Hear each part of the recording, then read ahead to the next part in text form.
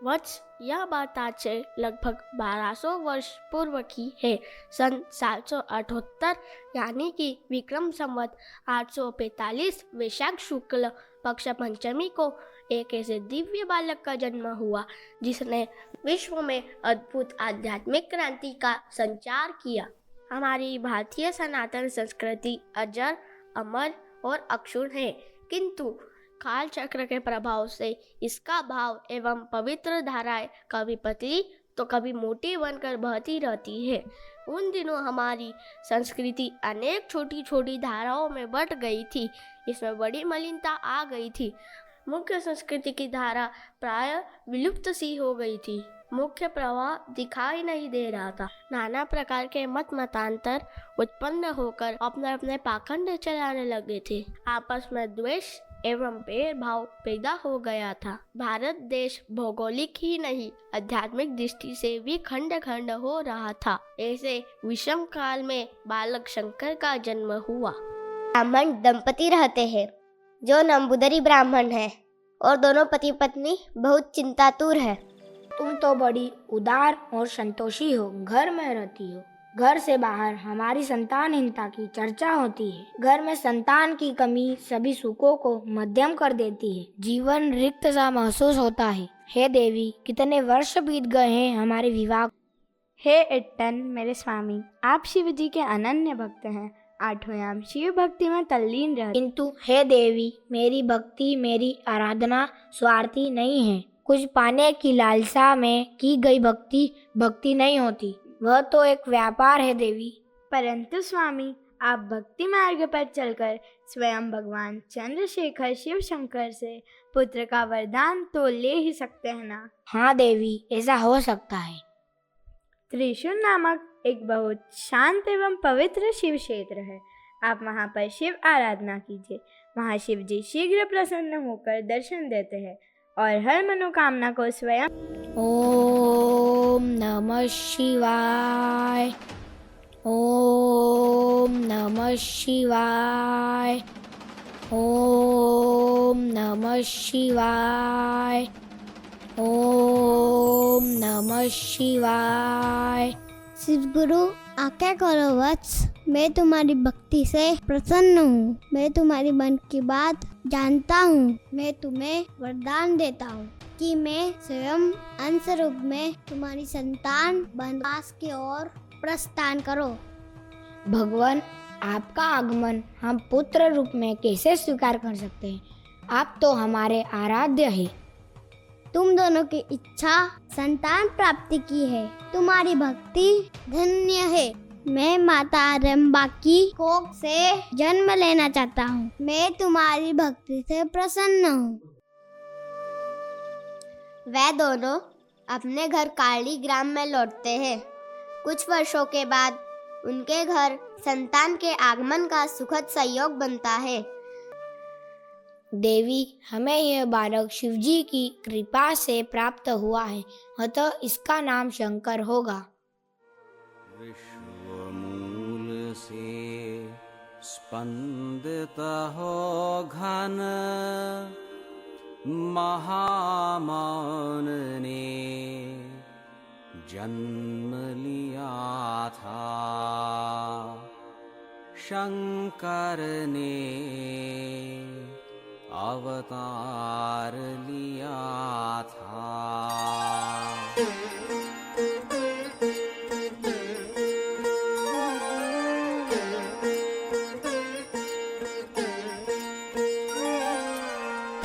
विश्वमूल से स्पंदित हो घन महामौन ने जन्म लिया था। शंकर ने अवतार लिया था।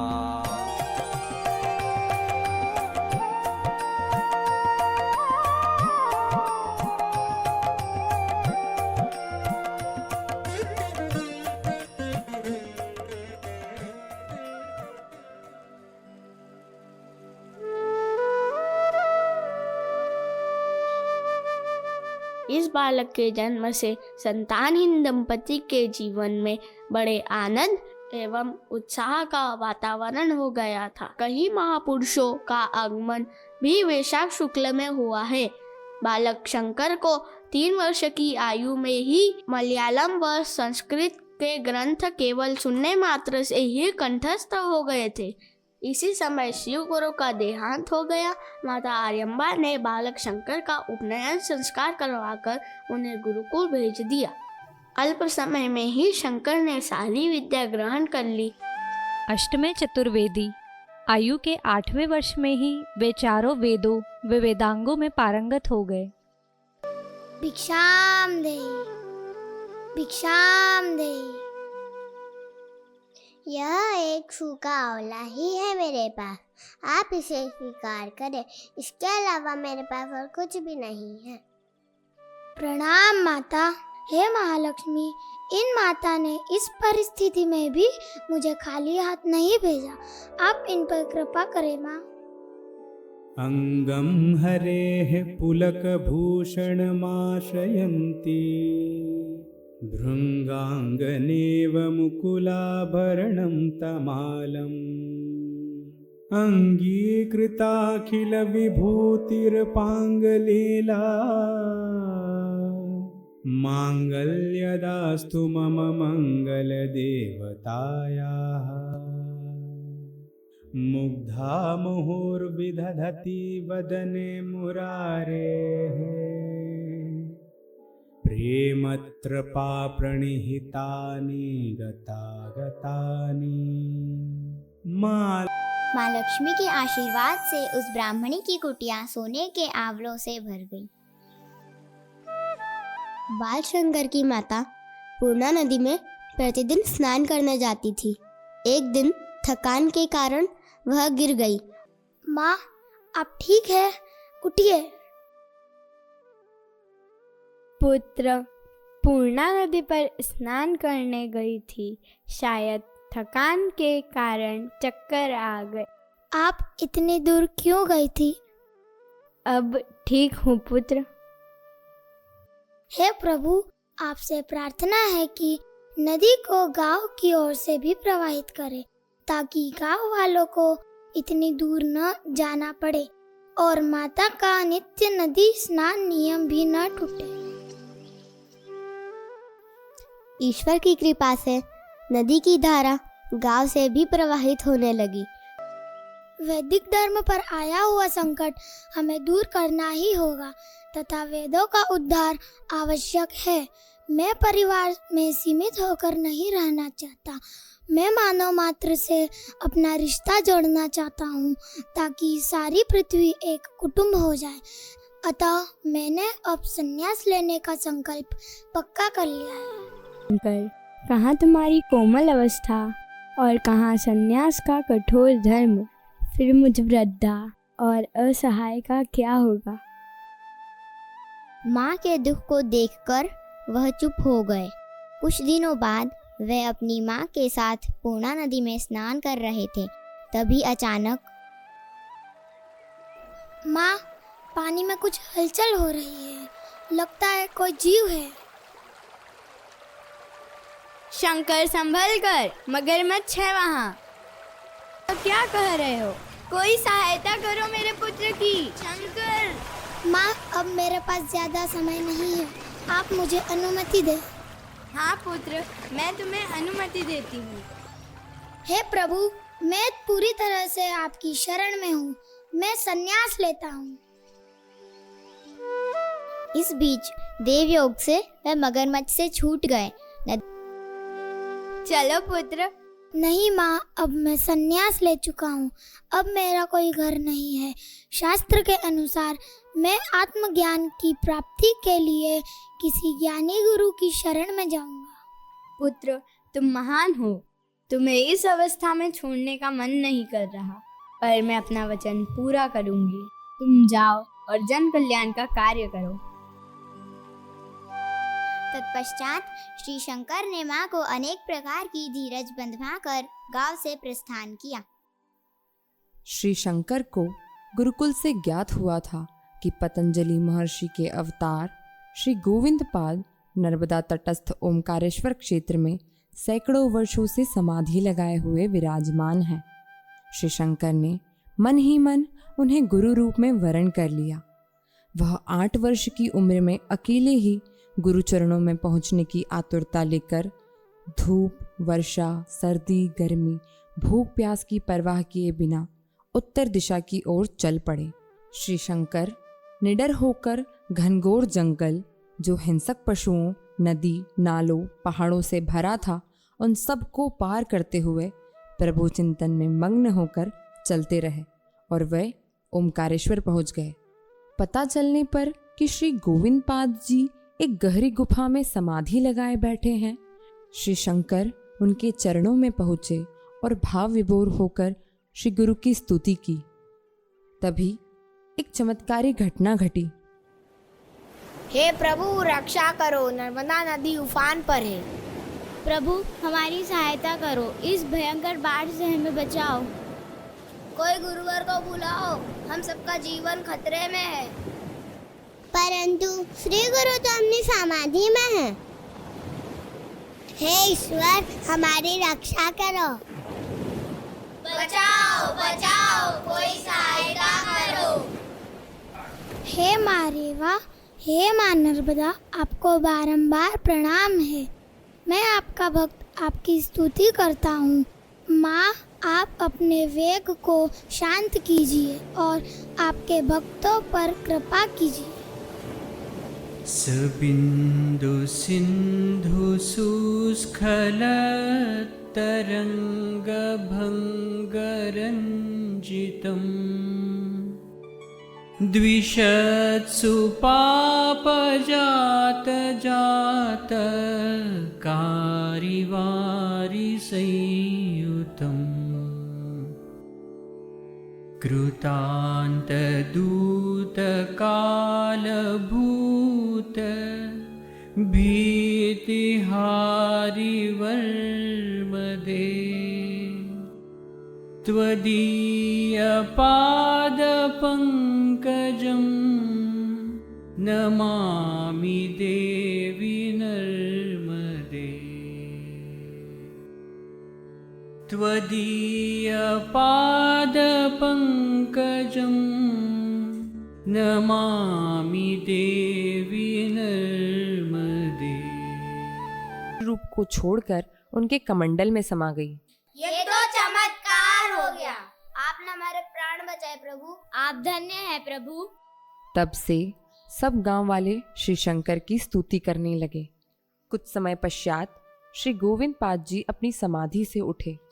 श्री गुरु के चरणों में प्रणाम, हम सुरक्षित। मेरे गुरु श्री गौड़पाद जी ने मुझसे कहा था कि तुम्हारा जो शिष्य नर्मदा जी के जल को समेट लेगा वह शिव का ही अवतार होगा। श्री गोविंद पाद जी ने श्री शंकर को विधिवत संन्यास की दीक्षा दी एवं उनका नाम शंकर भगवत पाद रखा। श्री शंकर ने 3 वर्षों में ही अनन्य भाव से सेवा कर श्री गोविंद पाद से सारे दर्शनों का अध्ययन कर योग और वेदांत का पूर्ण अभ्यास कर लिया। श्री गुरु की कृपा से आत्मज्ञान प्राप्त कर परमेश्वर का साक्षात्कार कर लिया और वे ब्रह्मनिष्ठ हो गए। शंकर, तुम्हारी यहाँ की शिक्षा व दीक्षा पूर्ण हुई। अब तुम काशी जाओ, आगे के कार्य की प्रेरणा तुम्हें वहीं से प्राप्त होगी। वहीं श्री गोविंद पाद जी ने समाधि योग के द्वारा अपने स्थूल शरीर को त्याग दिया। श्री शंकर ने गुरु आज्ञा मानकर काशी प्रस्थान किया व मणिकर्णिका घाट पर निवास किया।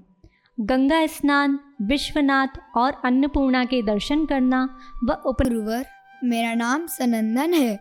मैं दक्षिण भारत के चोल देश का रहने वाला हूँ। मैं आपसे दीक्षा लेने आया हूँ। तीव्र साधना करके सनंदन शीघ्र ही शास्त्रों के पंडित बन गए और उन्हें परमेश्वर का साक्षात्कार हुआ। आगे चलकर सनंदन ही पद्मपादाचार्य नाम से प्रसिद्ध हुए। काशीवास के समय ही माँ जगदम्बा के कृपा कटाक्ष से श्री शंकर को जगत में आनंद हुआ और माँ जगदम्बा अन्नपूर्णा के दर्शन हुए। नित्यानंद करी वराभय करी सौन्दर्यरत्नाकरी निर्धूताखिलघोरपावनकरी प्रत्यक्षमाहेश्वरी प्रालेयाचलवंशपावनकरी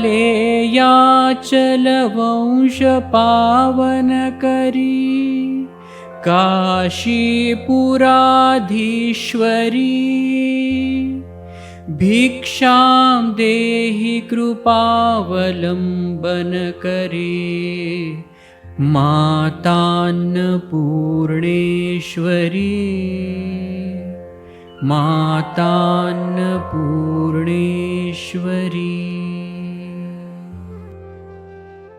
एक दिन काशी में एक मंदिर से लौटते समय पतली गली में एक चांडाल कुत्तों सहित उनके सामने आ गया। अरे हटो हटो, दूर हटो। हे द्विजवर, अपने मेरे शरीर को अपने शरीर से दूर हटने के लिए कहा या आत्मा को आत्मा से अलग हटने के लिए? आपको ज्ञात होना चाहिए कि सभी शरीर पंचभूतों से बने होते हैं, उनमें क्या भेद है? और यदि आप आत्मा को कह रहे हैं तो यह बड़े आश्चर्य की बात है, क्योंकि आत्मा वास्तव में अलग अलग नहीं होती, अलग अलग दिखाई देती है। क्या गंगा जल में या कीचड़ में दिखने से सूरज में कोई अंतर आ जाता है? नहीं ना? आप सर्वत्र आत्मदर्शन करने वाले ज्ञानी हैं। मैं आपको प्रणाम करता हूँ। आप मेरे गुरु हैं, चाहे आप चांडाल रूप में हो या ब्राह्मण रूप में। उनकी स्तुति से प्रसन्न होकर चांडाल के स्थान पर महादेव ने उन्हें दर्शन दिए। आयुष्मान भव, मैं तुम्हारी स्तुति से प्रसन्न हूँ और तुम्हें आदेश देता हूँ कि तुम जन कल्याण के लिए ब्रह्मसूत्र, गीता व उपनिषदों का भाष्य लिखो। जी प्रभु। अब हम बद्रीनाथ की ओर प्रस्थान करेंगे। वह क्षेत्र चिंतन, मनन व लेखन के लिए उत्तम है। इसी क्षेत्र में व्यास गुफा भी है, जहाँ महर्षि वेद व्यास जी ने ब्रह्मसूत्र व महाभारत की रचना की थी। श्री शंकर ने अपनी बद्रीनाथ यात्रा में कई धार्मिक कार्य किए। वे काशी से प्रयाग व हरिद्वार होते हुए ऋषिकेश पहुँचे। यहाँ उन्होंने कई टूटे हुए मंदिरों का जीर्णोद्धार करवाया। विभिन्न तीर्थों, गांवों व नगरों में आचार्य श्री ने वैदिक पूजा, पंचदेव पूजा, यज्ञ आदि की प्रतिष्ठा व प्रचार किया। जोशीमठ नगर के राजा आचार्य श्री के शिष्य बने व नगर में वैदिक धर्म की प्रतिष्ठा करने का अनुरोध किया। अंत में आचार्य श्री बद्री क्षेत्र में पहुँचे।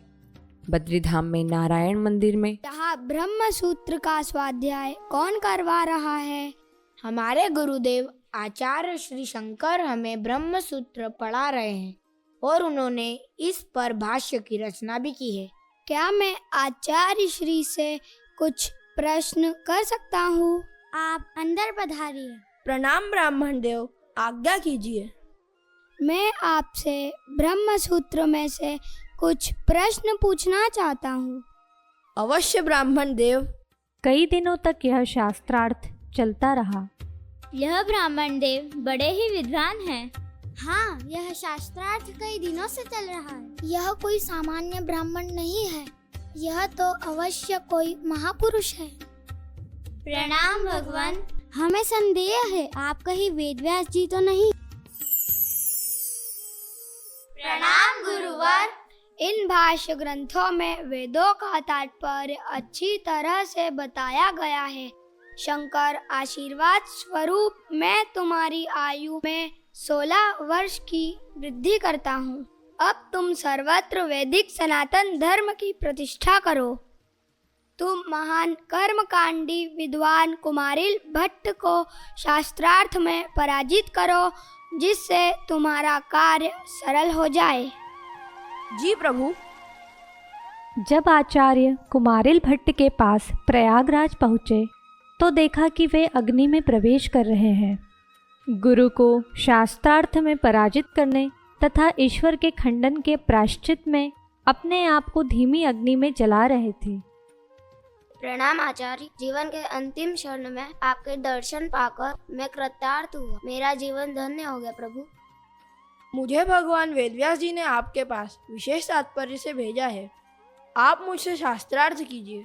आप मेरे शिष्य मंडन मिश्र से अपना कार्य करवा ले। वह कर्म कांड का महान विद्वान है। आप कृपया मुझे ओमकार का उपदेश देकर कृतार्थ करें। तत्पश्चात आचार्य श्री ने माहिष्मती नगरी की ओर प्रस्थान किया, जहाँ मंडन मिश्र निवास करते हैं।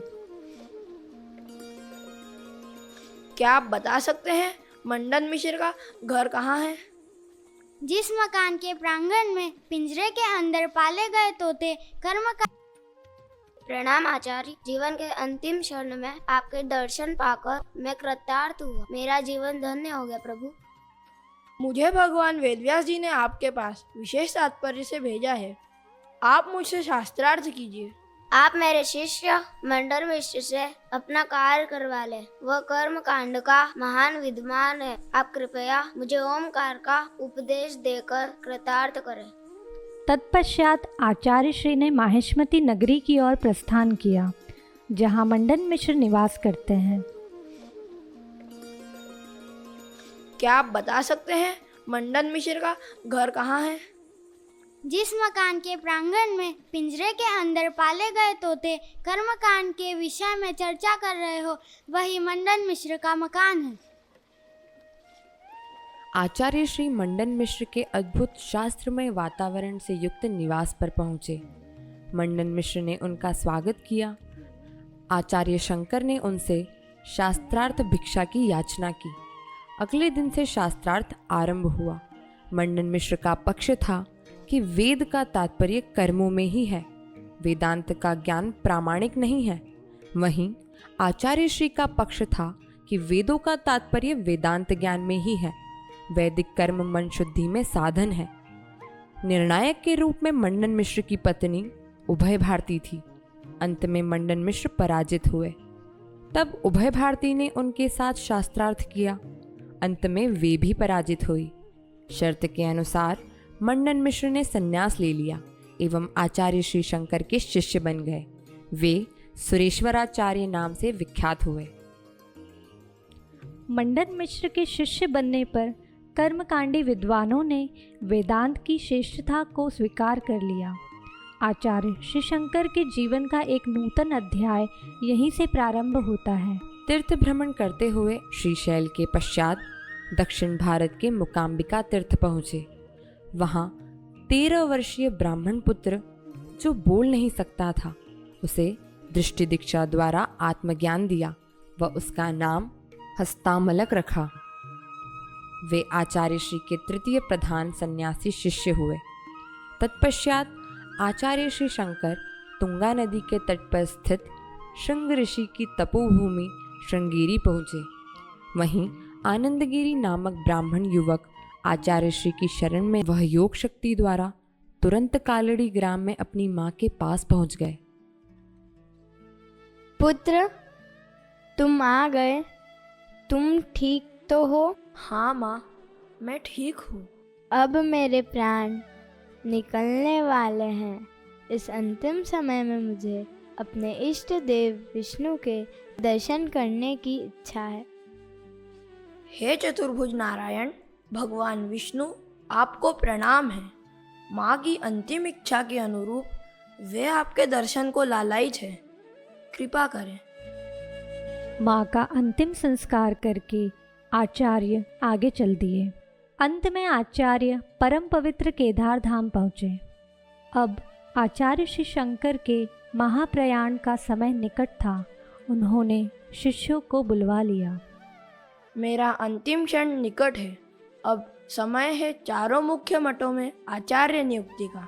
उत्तर में बद्री धाम के अंतर्गत ज्योतिर्मठ के आचार्य टोटकाचार्य होंगे। दक्षिण में रामेश्वरम धाम के अंतर्गत श्रृंगेरी मठ के आचार्य सुरेश्वराचार्य होंगे।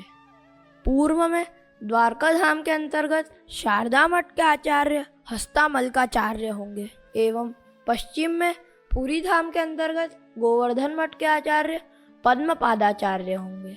जी गुरुवर। इसके पश्चात आचार्य श्री ने शिष्यों को केदारनाथ छोड़कर स्वयं केदारनाथ के पीछे बर्फ से ढके पहाड़ पर चढ़ने लगे। धीरे धीरे वे शिष्यों की आंखों से ओझल हो गए। चारों तरफ सफ़ेद बर्फ व अखंड शांति का साम्राज्य था।